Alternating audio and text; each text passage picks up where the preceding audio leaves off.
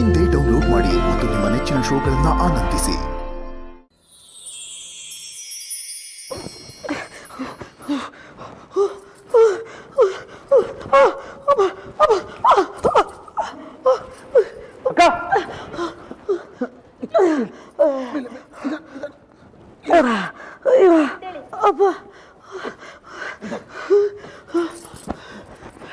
ಯಾಕಕ್ಕ, ಏನಾಯ್ತು?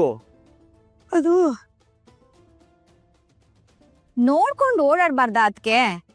ಮದ್ವೆ ಮುಂದಿಟ್ಕೊಂಡು ಸೊಂಟ ಗಿಂಟ ಮುರ್ಕೊಂಡ್ರೆ ಏನ್ ಗತಿ? ನಿಂದೊಳ ನಂದೇ ಕಷ್ಟ ಆದ್ರೆ ಅವಳಿಗೆ ಮದ್ವೆ ಚಿಂತೆ. ಅಯ್ಯೋ, ನಾನೇನ್ ಹೇಳ್ದೆ? ಮದ್ವೆ ಅಂತ ನೀವ್ ಆಸೆ ಪಟ್ ಬಂದು ಹೀಗೆಲ್ಲೋ ಮೂಲೆಗ್ ಬಿತ್ಕೊಂಡಿದ್ರೆ ಏನ್ ಚಂದ ಹೇಳಿ?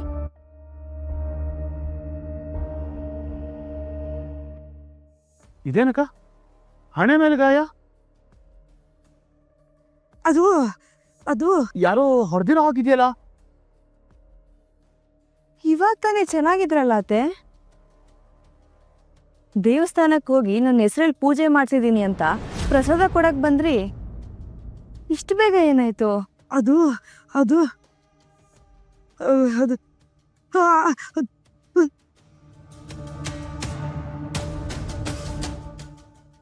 ಅಯ್ಯೋ ಏನಾಯ್ತು? ಯಾಕೆ ಗಾಬರಿ ಆಗಿದ್ರಾ? ಏನಾಯ್ತು ಅಂತ ಹೇಳಿ. ನೀನು ಯಾಕಕ್ಕ, ಇವನೇನಾದ್ರೂ ಕಿತಾಪತಿ ಮಾಡಿದ್ನಾ?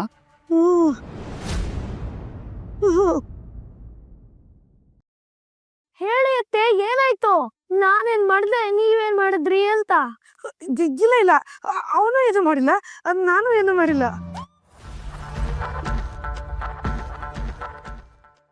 ಕೋಣೆಲಿ ಮೂಲೆಯಲ್ಲಿ ಜೇಡ ಕಟ್ಟಿತ್ತು, ಅದನ್ನ ತೆಗೆಯೋಣ ಅಂದ್ಬಿಟ್ಟು ಏಣಿ ಹತ್ಬಿಟ್ಟು ಜಾರಿ ಬಿದ್ಬಿಟ್ಟೆ. ಜಾರ್ ಬಿದ್ರೆ ಸೊಂಟ ಮುರಿದೋಗ್ಬೇಕು, ಹಣೆ ಮೇಲೆ ಗಾಯ ಆಯ್ತು. ಏ ತರ್ಲೆ, ಅವ್ರು ಹೇಳಿದ್ರಲ್ಲ, ಬಿದ್ದಾಗ ತಲೆ ಕೊಟ್ಟಿದ್ದಾರೆ, ಹಣೆ ಗಾಯ ಆಗಿದೆ. ರತ್ನಮ್ಮ, ಬಿಸ್ನೀರ್ ತಗೊಂಬಂದ್ಬಿಡಿ. ಅಲ್ಲ ಅದ್ಕೆ, ರತ್ನಮ್ಮಂಗೆ ಹೇಳಿದ್ರೆ ಅವರೇ ಮಾಡ್ತಿದ್ರು. ನೀವೇನಕ್ಕೆ ಏಣಿ ಹತ್ತಕ್ ಹೋದ್ರಿ? ನೀವು ಹೋಗಿ ಕೋಣೆಯಲ್ಲಿರಿ, ಅವಳು ಬಿಸ್ನೀರ್ ತಗೊಂಡ್ ಬರ್ತಾಳೆ.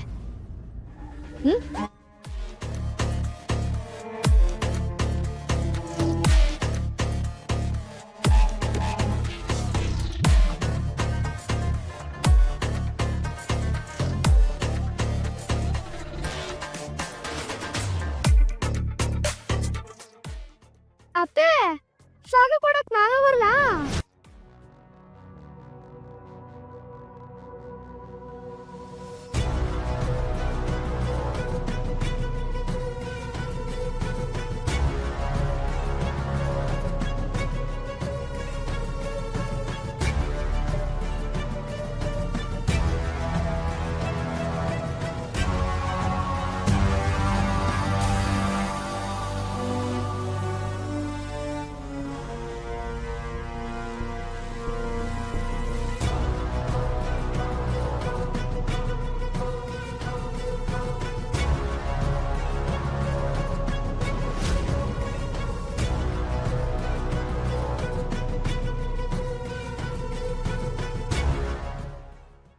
ಇದೇನಿದು?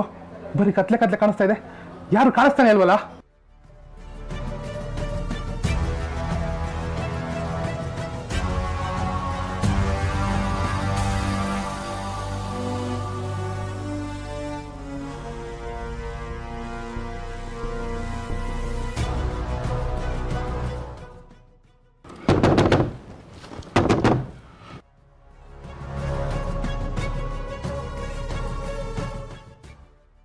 ಓಹೋ, ಇಲ್ಲೇನೋ ರಹಸ್ಯ ಇದೆ.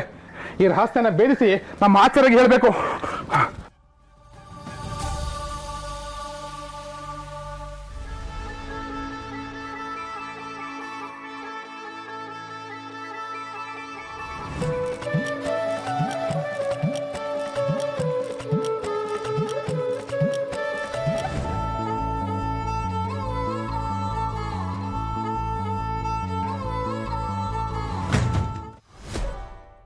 ಸರಸ್ವತಿ,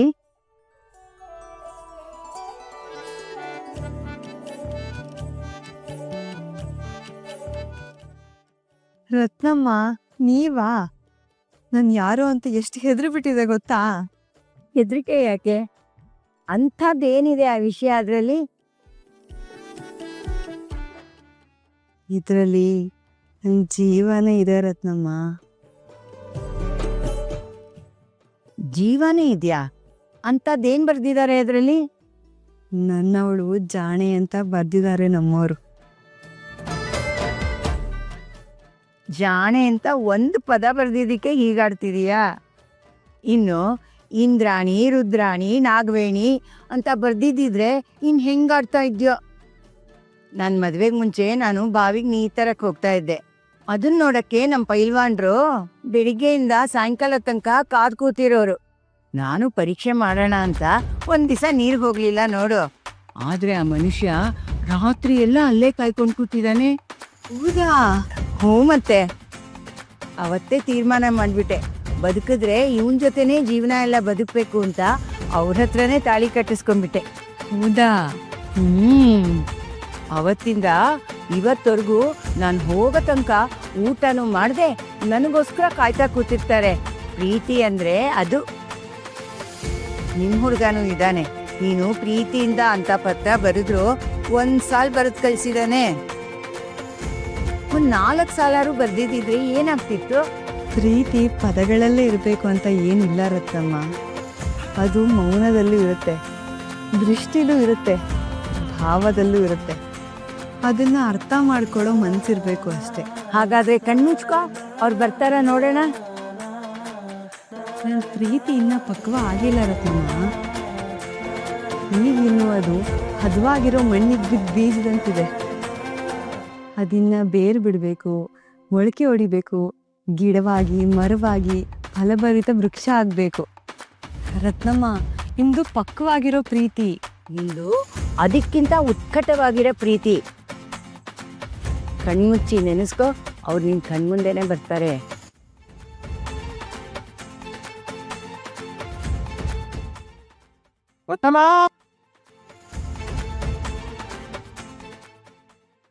ಬಂದೆ ಅಮ್ಮ.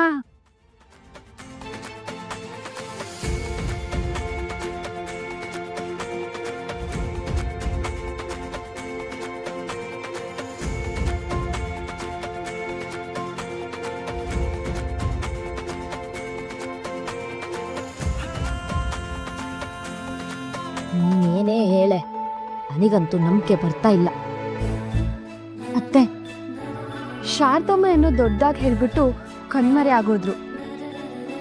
ಇಷ್ಟೆಲ್ಲ ಅವ್ರೊಬ್ರೇ ಮಾಡ್ತಾರೆ ಅಂದ್ರೆ ನಂಗೆ ಯಾಕೋ ನಂಬಿಕೆ ಬರ್ತಾ ಇಲ್ಲ ಅತ್ತೆ.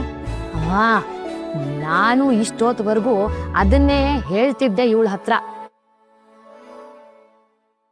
ನನಗಂತೂ ನಂಬಿಕೆ ಇಲ್ಲವೇ ಇಲ್ಲ.